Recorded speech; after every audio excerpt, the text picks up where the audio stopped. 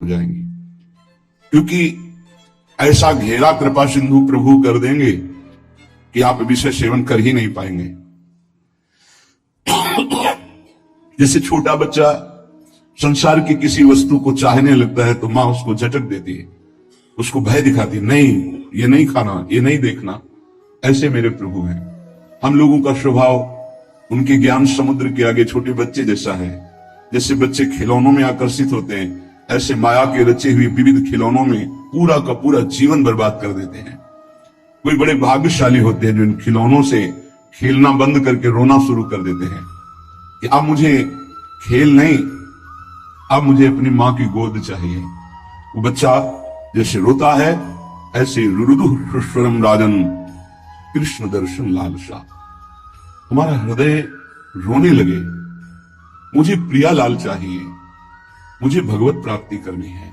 ये बड़ी दुर्लभ बात है और ये रसिक संग से आ ही जाती, क्योंकि ऐसा घेरा होता है। मन विषयों को चाहता है, विषय मिलेंगे नहीं तो फिर लगता है अब इससे बचे कैसे। तो राधा वल्लभ श्री हरिवंश ये बचने का सिद्ध उपाय है। राधा वल्लभ भजत भज भली भली सब होए। कोई भी चित्त वृत्ति आपको फंसा नहीं पाएगी, सब भला होगा। होए विषय विषनाश, होए वृंदावन बस गति, होए सुदृढ़ सत्संग, होए रस रीति अगाधा, होए सुजस जग प्रगट, होए पद प्रीति सुराधा। राधा वल्लभ राधा वल्लभ राधा वल्लभ ये स्वयं जपो और जिनके मुख से निकलता है उनकी चरणों में प्रणाम करो, उनकी चरण धूलि माथे पे धारण करो। होए विषय विषनाश, ये जो विषय रूपी विष हमारे हृदय में फैल रहा है इसका नाश हो जाएगा, सिद्ध औषधि है। जासु नाम भव भेषज, इस संसार रूपी महान फसाव से बचाकर सच्चिदानंद में स्थित करने की सिद्ध ये पद्धति है। मुख में नाम, हृदय में ध्यान, मान लीजिए, बार बार कर। शाम की भी यही कहा था, मान लीजिए। होए विषय विश्वनाश, होए वृंदावन बस गति, होए सुदृढ़ सत्संग, होए रस रीति अगाधा, होए सुजस जग प्रगट, होए पद प्रीति सुराधा। सब कुछ इसी से प्राप्त हो जाएगा। श्रीपाद प्रबोधानंद जी महाराज कह रहे हैं, यदि आपको रसिकों का संग मिल गया है, वृंदावन वास मिल गया है, तो दोष दर्शन मत करना। क्यों? यहां अगर हमें दोष दिखाई दे रहा तभी तो हम दोष दर्शन करते हैं। तो कह रहे हैं, वृंदावनस्थे स्वपियेत्र दोषा नारोपयन्ति स्थिर जंगमेषु आनंदमूर्ति स्वपराधीनस् ते श्री राधिका माधवयो कथम स्युः। जो श्री जी की कृपा से वृंदावन आया, वृंदावन धाम में भले 1-2 दिन ही वास किया, उसको चाहिए कि अपनी दृष्टि बचावे, या जो अखंड वृंदावन वास कर रहा है, किसी भी प्राणी में दोष दर्शन यहां मत करना, क्योंकि सब राधा कृपा कटाक्ष से पूरित हैं। ये अभी उनमें दोष दिखाई दे रहा है लेकिन वो दोषी नहीं होंगे, वो प्रियालाल को प्राप्त होंगे। आप ये विचार कीजिए कि प्रियालाल की कृपा से इनको वृंदावन वास मिला है, इनकी किसी साधना से नहीं मिला है। तो हो सकता है इनमें कोई असाधन हो, इनमें कोई त्रुटि हो, इनका स्वभाव कुछ बिगड़ रहा हो, और महारानी जी ने पास कर दिया, इन्हें अपने महल में रख दिया, तो हम इन्हें प्रणाम करते हैं। हम इनके दोष दर्शन नहीं करेंगे। बोले यदि दोष दर्शन किया तो बोले दोष दर्शन यदि किया वृंदावन वासियों के प्रति, वैष्णवों के प्रति, तो राधा माधव कभी आप पर प्रसन्न नहीं हो सकते। फिर जीवन का लाभ क्या रहा? श्री राधिका माधवयो कथम स्युः, वो आपसे कैसे प्रसन्न हो सकते हैं? उनके द्वारा स्वीकार किए हुए निज जनों पर आप दोष दर्शन करें। नहीं, दोषी हैं तो कहते रहे कि हो सकता है उसमें दोष हो, पर वो रहेगा नहीं, उसका दोष नष्ट हो जाएगा, क्योंकि प्रियालाल ने स्वीकार किया है। इसीलिए गीता में श्री भगवान जी ने कहा है, अपिचेत सुदुराचारो भजते माम अनन्य भाग साधु समन्तव्य सम्यक व्यवसिता ही सा। वो सांगोपांग दुराचार पापाचार करता रहा है, उसके मन में एक बात आ गई कि मैं बहुत पापी हूं, सत्संग सुनकर या जैसे भी, मेरा उद्धार तो सिर्फ भगवान की करुणा से हो सकता है, और उसने अंदर से भगवान का आश्रय ले लिया। अब उसे तुम पापी नहीं कह सकते हो। भगवान कह रहे हैं साधुरेव समन्तव्य, अब उसे साधु मानो। साधु को साधु मानने के लिए कभी आज्ञा नहीं दी गई। वो साधु नहीं है, वो पाप आचरण करने वाला पापी रहा है, दुराचारी रहा है, पर उसने भगवान का आश्रय ले लिया है। अब भगवान कह रहे हैं करो शब्द ते साधु समानम, मैं साधु बनाऊंगा। अब वो साम दाम और दंड भेद से सीधे रास्ते लाऊं, नकली से बनाऊं असली, भगत मेरे मुकुटमणि। भगवान की विशुद्ध कृपा होती है। ये अनंत जन्मों के ऐसे दुर्वासनाएं परत की परत छुपी हुई कि साधन भजन करते हुए भी वो निकलती रहती है। अगर जरा संग हो जाए अंदर की वासना का तो हमको कहीं ना कहीं आसक्त कर देती है। बड़े कृपालु हैं, तो हमारी चूक को ना देख करके वो करुणा करते हैं और हमें आगे बढ़ाते हैं। श्रीपाद कह रहे हैं यदि आप ऐसा करेंगे तो राधा माधव आप पर कभी प्रसन्न नहीं होंगे। दोष दर्शन की आगे के श्लोक में निंदा की बात कर रहे हैं। ये वृंदावनवासी निंदन रता, ये वान वृंदावनम श्लाघन्ते तुलयन्ति, ये चकुधियो केनापि वृंदावनम, ये वृंदावनमत्र नित्य सुख चिद रूपम सहन्ते नवा, तै पापिष्ठ नराधमैर्भवतु स्वप्नेपि में संगति। जो वृंदावन वासी हैं, जिन्होंने आजीवन वृंदावन वास का नियम ले लिया है, यदि कोई उनकी निंदा कर दे, श्रीपाद कहते हैं कि पापिष्ठो नराधमई, सारे पुण्य उसके नष्ट हो जाएंगे। वो महापापी कि जो दुर्गति होती है उसको होगी। नराधमई, वो समस्त मनुष्यों में अधम गति को प्राप्त होगा। वैसे भी सिद्धांत में ध्रुवदास जी ने वर्णन किया है, पर निंदा किए ते आवत नहीं कछु हाथ, मूर्ख पर्वत पाप को ले चल अपने साथ। दूसरों की निंदा करने से हाथ को कुछ लगता नहीं और पाप की पोटरी सर पर रखकर नरक जाना होता है। और कहीं भक्तन निंदा तो अति बुरी भूल करो जिनको, भक्तों की निंदा तो भूल कर मत कर देना कि सुकृत बहुजन्म की, क्षण में डारे खोए। एक क्षण में निंदा की भक्त वैष्णव महापुरुषों की, सब सुकृत नष्ट हो गए, सब भाव नष्ट हो गया। यदि कहीं तुमको ऐसा लगता है कि ये गलत है तो प्रियाजू से प्रार्थना करो कि मेरी दृष्टि पावन कर दो। आपने इनको पसंद किया, आपने स्वीकार किया, आपके महल में रह रहे पर मुझे दोष दर्शन हो रहा, स्वामिनी मेरी दृष्टि को बदल दो।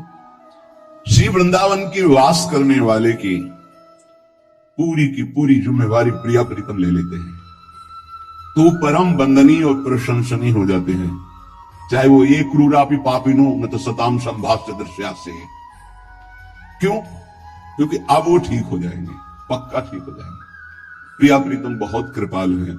अगर कोई भी शास्त्रों को, भक्तों की महिमा को पढ़ के देखो तो दो चार की बात नहीं कहते, प्रायः ऐसे रहे जो माया में बहुत ही भ्रमित थे और सत्संग के द्वारा, संत साधु महात्माओं की कृपा के द्वारा वो ब्रह्म ऋषि बन गए, वो महापुरुष बन गए भगवान की आराधना करके। तो ऐसा नहीं है कि कोई गलत है तो उसको परम पद नहीं मिल सकता, नहीं, वो गलती का सुधार हो सकता है। प्रिया प्रीतम की शरण में सुधार हो जाएगा। बहुत जन्मों का बिगड़ा हुआ मन है।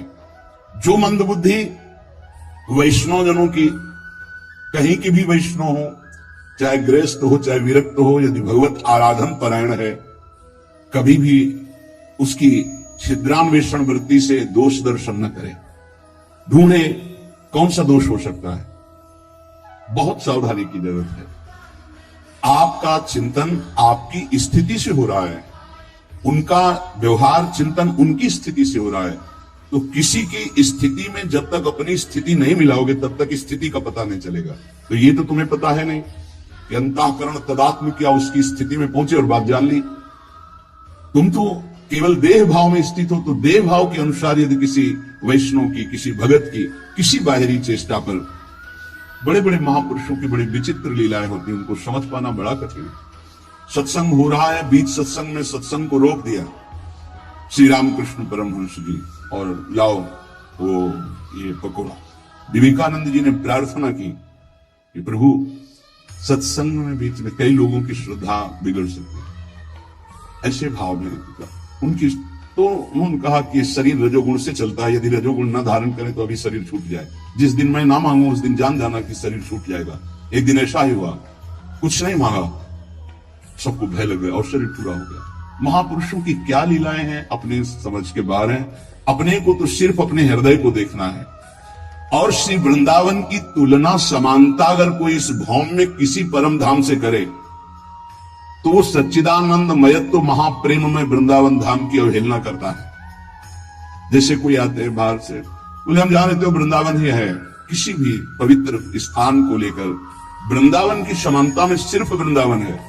बोलो त्रिभुवन में ऐसा कौन सा स्थान है जहां इतने ठाकुर विराजमान हो, इतने शालिग्राम भगवान विराजमान हो, इतनी श्रीमद् भागवत विराजमान हो, इतने महाभागवत भक्त विराजमान हो, इतनी जगह अखंड नाम कीर्तन होता हो, इतनी जगह हजारों वैष्णव नाम जप कर रहे हो।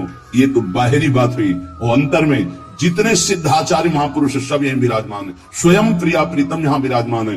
दिव्य लीलाएं उनकी निरंतर यहाँ चल रही। यहाँ की समानता सिर्फ वृंदावन ही कर सकता है।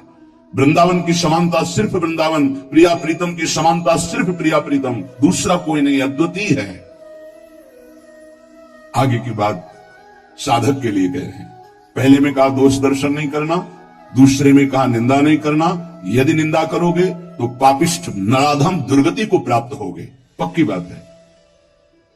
कई ऐसे साधक आते हैं कि हमारा सब कुछ लूट गया, पता नहीं क्यों भजन नहीं हो रहा। आपने कोई वैष्णव अपराध किया है। आप ध्यान दीजिएगा, आपके भजन में विक्षेप पड़ जाए और घंटा 2 घंटा 4 घंटा यदि भजन में विक्षेप रहे तो ये जानना कि गुण धर्म से ये विक्षेप पड़ रहा है। रजोगुण तमोगुण आ गया है इसलिए विक्षेप पड़ रहा है। इसमें कोई चिंता की बात नहीं, गुण धर्म का परिवर्तन होगा, फिर सही भजन होने लगेगा। कबहू तो थोरो भजन कबहू होत विशाल, मन को धीरज छुटे नहीं, गाहे न दो जी चाल।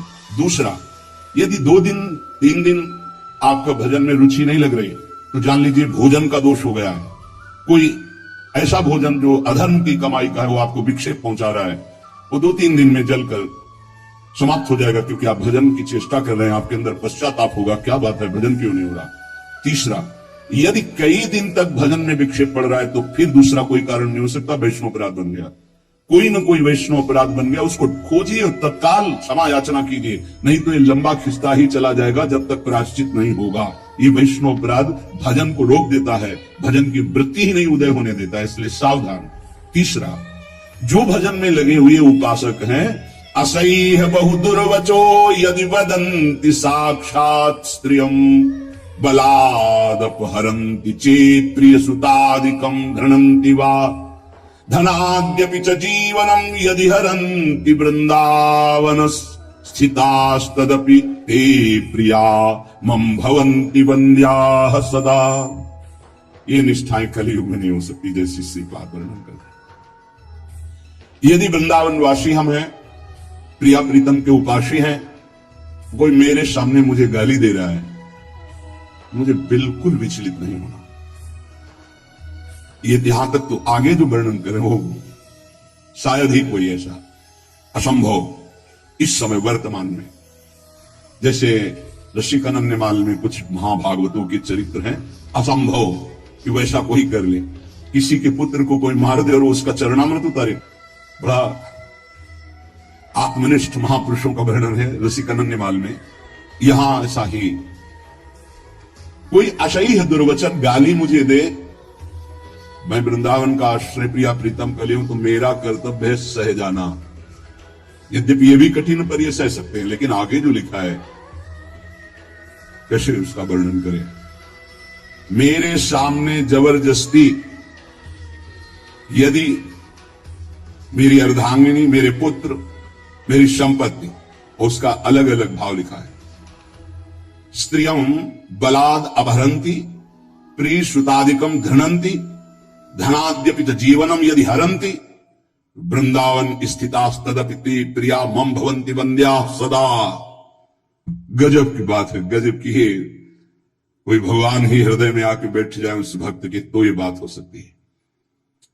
यदि मेरे प्रियजनों का इसमें तो घृणन थी, अंग भंग कर देना, मारना पीटना, तो भी मैं जो प्रिया प्रीतम का उपासी है, वृंदावन का आश्रय लिए वैष्णव है, मैं हाथ नहीं उठाऊंगा, मैं दुर्वचन नहीं बोलूंगा।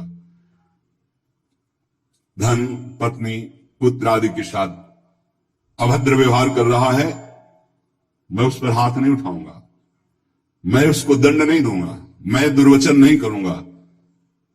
तो क्या ये मेरे प्रियाजू का जन है, ये वृंदावन का आश्रित है। ते प्रिया मम भवंति वंद्या, मैं सर ही झुकाऊंगा, वंदना ही। ये बहुत कठिन बात है। नहीं, ये इतनी बड़ी स्थिति ऐसा रसिकानंद माल में कई भक्तों के चरित्रों में पाया गया है। गजब की निष्ठा। ये निष्ठा तो केवल नाथ सकल संपदा तुम्हारी, मैं सेवक समेत सतनारी, पूरी दृढ़ निष्ठा। श्रीपाद कह रहे हैं कि ऐसे को श्यामा श्याम की प्राप्ति के लिए कोई अन्य उपाय करने की जरूरत नहीं, स्वयं श्यामा श्याम वर्ण कर लेते हैं।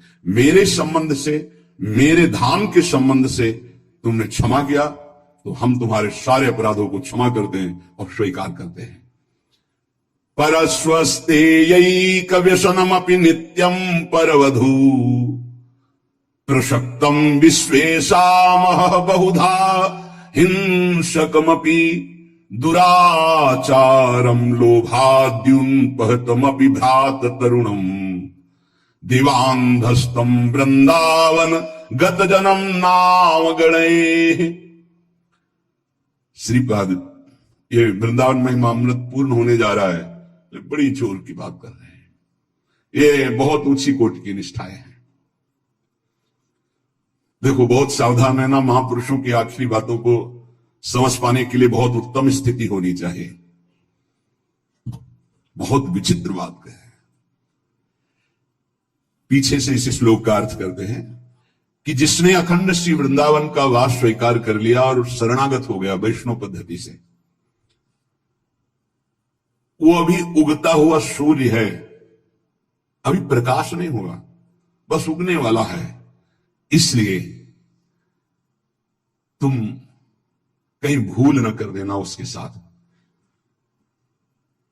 अगर वो तुम्हें दिखाई दे रहा है कि कुछ अपहरण कर रहा है आपका, उसमें तो बहुत विचित्र ढंग से वर्णन किया है, वो सबकी क्षमता नहीं, इसलिए उसकी व्याख्या नहीं करते हैं। क्योंकि अगर बुद्धि उस स्थिति में नहीं है तो लगेगा महापुरुष ऐसा क्यों बोल रहे हैं। क्योंकि साधारण धर्म का पालन करने वाला भागवत धर्म को नहीं जानता, और भागवत धर्म में स्थित प्रेम धर्म को नहीं, और जो प्रेम धर्म में स्थित है वो साधारण धर्म को भी जानता है, भागवत धर्म को भी जानता है, प्रेम धर्म को भी जानता है। ये प्रेम धर्म में स्थित महापुरुष हैं जो पूर्ण भगवद आश्रित है। ऐसे ही महापुरुषों ने भगवान को दिखा दिया है कि ये जीवन आपका है, ये जीवन आपका है। आरा चलवा दिया भगवान ने तो आह नहीं निकली। ये 22 बाजारों में मार कोड़े खाल खींच ली गई, हरि बोल के सिवाय शब्द नहीं निकला। ये उच्च कोटि के कारक महापुरुष हैं। अपने लोग सुनकर भयभीत हो जाएंगे कि ऐसी क्या, बहुत इसका कैसे अर्थ करें। इसकी स्थिति तो दिव्य महापुरुषों की जब तक स्थिति नहीं होगी तब तक इन शब्दों को नहीं समझ पाओगे जो इसमें। उदित बाल सूर्य समस्त अंधकार का जैसे नाश कर देता है, ऐसे प्रिया प्रीतम की शरणागति में है, वृंदावन वासी है। अब उदय होने वाला है उसके ऊपर ज्ञान प्रकाश, प्रेम प्रकाश। अब उसको आप निंदनीय मत समझिए, किसी समय कृपा हो जाएगी और वो महापुरुषों की वंदनीय स्थिति को प्राप्त हो जाएगा, क्योंकि श्यामा श्याम का है। जैसे बहुत रफ्तार से गाड़ी चल रही है, उसको एकदम ब्रेक मारो तो भी घसीट ही जाएगी। ऐसे ही शरणागति का कुछ होता है। बहुत जन्मों से रफ्तार से गाड़ी भोगों में चल रही है, ब्रेक मारते मारते वो फिसल ही जाता है। जैसे एक बहुत 100-200 वर्ष का पुराना वृक्ष आंधी से जड़ से उखड़ जाए तो महीनों हरा भरा दूर से दिखाई देता है, यद्यपि उसकी जड़ खत्म हो गई। ऐसे शरणागत श्यामा श्याम का हुआ तो यद्यपि संसार बंधन खत्म हो चुका है, पर काफी दिन तक आपको दिखाई दे सकता है कि संसारी है, इसमें कुछ लक्षण संसारी है। वो तुम्हारा सर्वस्व अपहरण करने वाला हो तो आगे तो कितनी बड़ी बात है, बहुत बड़ी बातें लिख रहे हैं महापुरुष हैं। नित्यम परवधू प्रशक्तम विशेषा महाबहुधा हिंसक मपि दुराचारम लोभाद्युन बहत मपि भ्रात तरुणम, पर वृंदावन गत जन्म नवागणे। मैं नमन करता हूं, उनकी गणना हम दुराचारियों में नहीं करेंगे, क्योंकि प्रिया प्रीतम की शरण में हो गए, ये परम पद के अधिकारी होंगे। आंतरिक बात कि हमें यह देखना है कि ये प्रभु के जन हो चुके हैं, आज नहीं तो कल इनका सुधार निश्चित हो जाएगा। इसमें दो बातें हैं। एक है जो हमारे हृदय की अनंत वासनाएं हैं, प्रभु के द्वारा ही उनका सर्वनाश होगा। कोई चाहे जितनी बढ़कर बात करे, अपने बल से निर्विकार पूर्ण रूप से हो ही नहीं सकता। ये तो कृपा से होता है। अब कृपा हो गई, कहां भोगों में फंसा जीव संसार का, प्रभु की शरण में आया, फिर प्रभु की शरण में आकर के उस शरणागति को नहीं जान पा रहा है, लेकिन उसकी वासनाएं वैसे ही प्रबल है। पर उस शरणागति जिनकी हुई वो जान रहे हैं कि मेरे आश्रित हुआ है, मेरी माया प्रबल है, वो चूक ना देख करके अपनी करुणा से उसका परम मंगल कर देते हैं। ये आप इसी भाव को समझ करके ध्रुवदास जी लिख रहे हैं, अवगुण करे समुद्र सम गनत नापनो जान, राई के संभजन को मानत मेरु समान। इसका मतलब यह नहीं कि कोई स्वतंत्र रूप से ऐसे वासनाओं में नहीं, वो हरि का जन है, वो जलाकर राख कर देंगे हृदय को। उसको त्राहिमाम बोलना पड़ेगा और सही मार्ग में चलना पड़ेगा, पक्का। ये हृदय की बात कहते हैं। हमारा हृदय या आपका हृदय सब मायाकृत है। अगर माया से मुक्त हो रहा है तो केवल उनकी कृपा से हो रहा है, नहीं किसी की कोई बस नहीं। शिव विरंचिका मोहि को है बपुरान, अस जिय जानि भजी मायापति भगवान। अगर उपासक बहुत पापाचरण किए हैं, अब उपासना में रत है, तो कुछ उसकी ऐसी बातें होती है जिनका सुधार होना होता है, क्योंकि वो सिद्ध पुरुष नहीं है। हमें चाहिए कि अगर हमें दोष दर्शन होता है तो हम नमन करते हैं। भगवान जिन्होंने आपको शरण में लिया वही आपको शुद्ध करेंगे, जो हमें शुद्ध कर रहे हैं वही आपको शुद्ध करेंगे। हम भगवान से प्रार्थना करें कि जो साधक में दोष है उसको ऊपर कृपा करके उठावें कि दोष उसे छू ना पावे, और हम पर कृपा करें कि हम दोष दर्शन न कर पावे, और हम नाम जप करें। जब कोई नाम का आश्रय ले लेता है तो चाहे जितना उससे अपराध बन गया हो, हमारे शास्त्र कहते, ध्यान से सुनना, पापानलस्य दीप्तस्य मा कुर्वन्तु भयं नराः, गोविंद नाम मेघौघैर नश्यते नीर बिंदुभिः। इतना पाप किया कि पापाग्नि उसको भस्म कर देती, नष्ट कर देती है। पाप का ऐसा प्रभाव है, विध्वंस कर देता है, पूरे के पूरे साम्राज्य को नष्ट कर देता है। न उसका लौकिक रहने देता है, न पारलौकिक कुछ रहने देता, सब नष्ट कर देता है। ये पाप बड़ा भयावह है, जिससे लोग अज्ञान के कारण सुख समझकर भोगते हैं धर्म विरुद्ध, उसे पाप कहते हैं। धर्म का स्वरूप क्या है? जो शास्त्र कहता है कि करो उसे धर्म कहते हैं, जिसे कहता ना करो उसी को पाप कहते हैं। तो प्रायः जो भगवान का आश्रय नहीं लिए, सत्संग नहीं सुनते, नाम जप नहीं करते, तो पाप से नहीं बच सकते। जैसे लोग कहते हैं मैं भजन नहीं करता, अपना काम धंधा करता हूं, क्या भगवान की जरूरत है? तुम जान ही नहीं पाओगे, तुमसे अपराध बनते जाएंगे, पाप बनते जाएंगे, क्योंकि जो जानने वाली बुद्धि है वो नाम जप से प्रकाशित होती है। देहु कृपा करी बुद्धि प्रकाश, तो जस वर्णो हरिवंश विलास।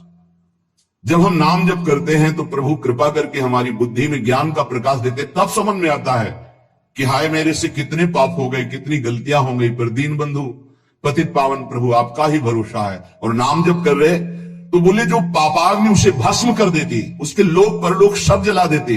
तो जहां कोई शुरू किया गोविंद गोविंद कृष्ण कृष्ण हरि हरि राम राम राधा राधा, तो बोले जैसे अग्नि प्रज्वलित होकर ज्वाला रूप धारण करने वाली थी पर मेघ बरस गए, तो वहीं की वहीं शांत हो गई।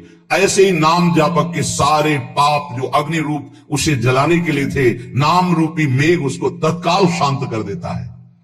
वो उसे भस्म नहीं कर पाती और स्वयं शांत हो जाती है। अर्थात पापों का सर्वनाश भगवान नाम से हो जाता है। और धैर्य पूर्वक जपते रहो, चाहे जितनी विपत्ति आवे, नाम मत छोड़ना।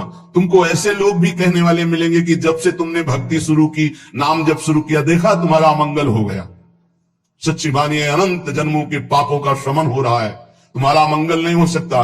कल एकांतिक में कहा था जैसे भगवान की सामर्थ्य नहीं कि किसी का मंगल कर सके, क्योंकि वो मंगल भवन है, ऐसे ही परम मंगल में भगवान का नाम, जिसकी जिह्वा पे नाम है, तो नाम जपत मंगल दिश दशहु, दसों दिशाओं में उसका मंगल होगा। अवशेना पियन्नाम्नि कीर्तिते सर्व पातकैः पुमान् विमुच्यते सद्या सिंहस्त्रस्तैर्मृगैर्यु। पापी पुरुष से प्रेम पूर्वक नाम जप नहीं होता। जब तक तुम्हारी नाम में ऐसी रुचि ना हो जाए कि नाम लिए बिना रहा नहीं जाता, नाम छूटे तो ऐसी व्याकुलता मानो प्राण निकले, तब तक समझ लीजिए आपके मन में अभी पाप वासना है और हृदय मलिन है। पापवंत कर सहज स्वभाव भजन मूर्ति भाव न काऊ। जब तक हृदय में पाप रहेगा तो भजन में रुचि पैदा नहीं होने देगा। ये बार बार बंद करो, ऐसा लगे बंद करो। जैसे किसी को लगता है कि हर समय तुम माला जपते रहते हो, एकांत बैठे रहते हो, कहीं तुम डिप्रेशन में ना पहुंच जाओ। अरे डिप्रेशन को मिटाने वाला तो नाम होता है। भला नाम जापक कहीं डिप्रेशन में पहुंच सकता है? डिप्रेशन जानते हो कब होता है? जब हमारा पापात्मक वृत्ति क्रॉस चिंतन कराती है। एक चिंतन चला, तुरंत उसे काटा, ऐसा ना हो जाए, कहीं ऐसा ना हो जाए, कहीं ऐसा ना हो जाए, और वो चिंतन करते करते करते निष्कर्ष निकाले नहीं पाता, डूब जाता है। उसका मन बहुत कमजोर हो जाता है और वो अंदर से जलने लगता है, अशांत हो जाता है। उसे डिप्रेशन कहते हैं। कल्पनात्मक भयों की भीड़ लग जाना, कल्पनात्मक चिंतन से निकल ना पाना। नाम जापक परमानंद प्रभु में स्थित होता है। उदासीन अतिरही गोसाई, ये उपासक की वृत्ति आ जाती है। कुछ अच्छा नहीं लगता, नहीं खान पान ते भावे है, नहीं कोमल वसन सुभावे है, सब विषय लगे ते खारा है, हरि आशिक का मग्न। अब संसार के जन, परिवार के जन क्या सोचते हैं?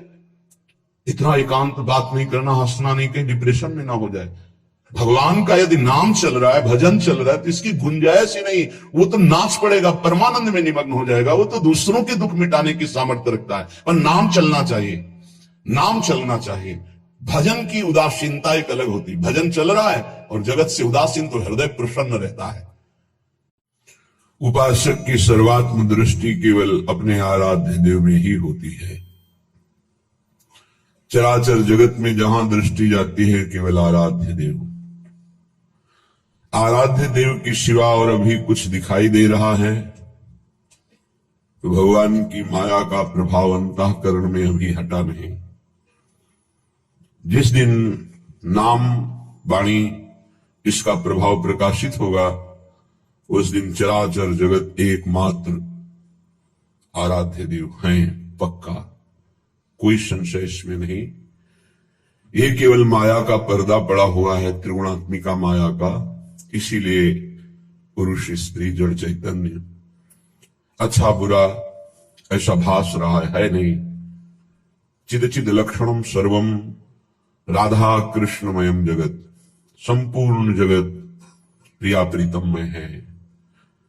यही दृष्टि प्राप्त करने के लिए उपासना का स्थापन अपने हृदय में उपासक करता है। जब तक उपासना का स्थापन नहीं होता तब तक वासना रहती है, और वासना दुर्गति कराती है, गंदे आचरण कराती है। वासना को उपासना से काटना ही पड़ेगा यदि दुखों से मुक्त होना चाहते हो तो। प्रत्येक शरीरधारी दुख नहीं चाहता, सुख चाहता है। प्रत्येक शरीरधारी की चेष्टा मुझे सुख मिले इसलिए होती है। परिणाम में दुख क्यों मिलता है? ना चाहने पर परिणाम में दुख मिलता है, क्योंकि तुम्हारी क्रिया गलत है। चाहते हो सुख, लक्ष्य बनाया सुख, और जो क्रिया करी उसका परिणाम होता है दुख। बस यही भाव समझना है। तुम्हारी क्रिया अशुद्ध हो गई, तुम्हारा चिंतन अशुद्ध हो गया, तुम्हारा लक्ष्य गलत हो गया। उसी को सुधारने के लिए मानव देह मिला है। मानव देह में भी कुछ ऐसे सौभाग्यशाली हैं जिन्हें सत्संग मिला। नहीं, असंख्यों की संख्या में मनुष्य हैं पूरे विश्व में। क्या सब इस समय सत्संग सुन रहे हैं? क्या सब उपासना के भाव में हैं? क्या सब नाम जप कर रहे हैं? नहीं, परिचय ही नहीं है कि कोई भगवान है, उसको प्राप्त करना लक्ष्य है। ये तो केवल सौभाग्यशालियों को मिलता है। जो अर्थ में, काम में, भोगों में रत है, वो सौभाग्यशाली नहीं है। सुनो उमाते लोग अभागी, हरि तज होए विषय अनुरागी। ये भगवान शिव बोल रहे हैं, महादेव, देवाधिदेव, जगत गुरु। हे उमा, अभागी किन्हें कहते हैं? जिनके जीवन में नाम जप नहीं है, सदाचरण नहीं है, सत्संग नहीं है, भगवत उपासना नहीं है, वो कोई भी हो, कहीं भी हो, किसी भी पद पे हो, वह अभागी है। परिणाम उसका बहुत ही निंदनीय आएगा, क्योंकि बिना भगवान का आश्रय लिए बुद्धि अपवित्र रहती है। अपवित्र मलिन बुद्धि सदैव मन के अधीन रहती है। मलिन मन इंद्रियों के अधीन रहता है, इंद्रियां विषयों के अधीन रहती हैं, और देहाभिमानी जीव विषय भोक्ता और कर्म कर्ता बन करके बार बार जन्म मरण को प्राप्त होता है। यह है प्रपंच। इस प्रपंच से मुक्त होने का सौभाग्य अपने लोगों को मिला है, क्योंकि भगवत चर्चा कथन श्रवण परम पावन महामहिम श्री वृंदावन की रज में बैठकर श्रीपाद प्रबोधानंद जी महाराज कहते हैं, यस्मिन् कोटि सुरद्र वैभव श्रुता भूषीरुहा पोषका भक्ति ही सदवनिता महारसमयी यत्र स्वयं श्लष्यति यत्र श्री हरिदास वर्य गणिता खट्टायमाना शिला तद वृंदा